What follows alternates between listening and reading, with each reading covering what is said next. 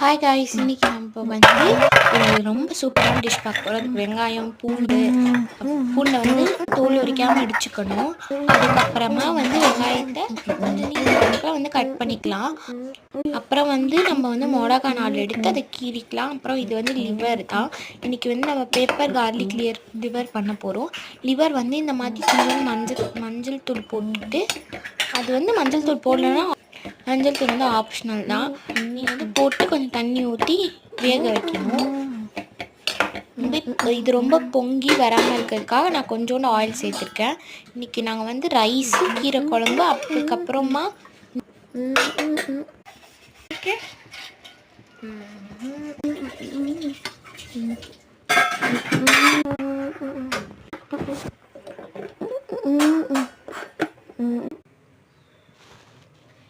கொஞ்சம் கொத்தமல்லி எடுத்துருக்கேன். அப்புறம் கொஞ்சம் எண்ணெயை ஊற்றி கடுகு போட்டுக்கலாம்.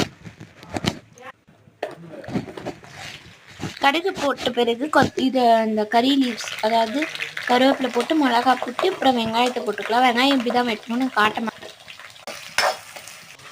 நல்லா வந்து கிண்டிட்டு மிளகாத்தூளும் கொஞ்சோண்டு உப்பு போட்டு நல்லா கிண்டிடலாம். அப்புறமா நம்ம இடித்து வச்ச கார்லிக், அதாவது பூண்டியை சேர்த்துட்டு அப்புறமா நான் அந்த தண்ணியெலாம் எடுத்து வச்சுருந்த லிவரை போட்டு கொஞ்சம் மிளகாத்தூள், அப்புறம் பெப்பர், நான் அந்த பெப்பர் தான் யூஸ் பண்ணியிருக்கேன், அதனால நான் காட்டுறேன். இல்லை வீட் பெப்பர் கூட நீங்கள் அரைச்சி யூஸ் பண்ணிக்கலாம். அது கொஞ்சம் போட்டேன். நான் வந்து அப்படியே கணக்கில் தான் போட்டாருங்கப்பா. நான் வந்து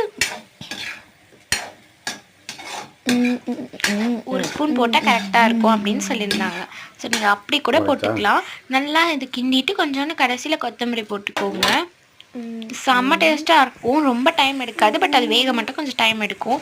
இதெல்லாம் நீங்கள் ப்ரிப்பேர் பண்ணி வச்சுட்டிங்கன்னா செம்ம ஈஸி, செம்மையாக இருந்துச்சுங்க. நாங்கள் வந்து ரைஸுக்கு அப்புறம் ஸ்பினாச் குழம்பு, அதாவது கீரை குழம்பு வச்சு சாப்பிட்டேன். செம்ம சூடாக இருந்துச்சு. எனக்கு சூடாக சாப்பிட்ருந்தேன். ஒரு மாதிரி நல்லா இருந்துச்சு. இந்த வீடியோ உங்களுக்கு பிடிச்சிருந்தா லைக் பண்ணுங்கள், ஷேர் பண்ணுங்கள், சப்ஸ்கிரைப் பண்ண மறந்துடாதீங்க.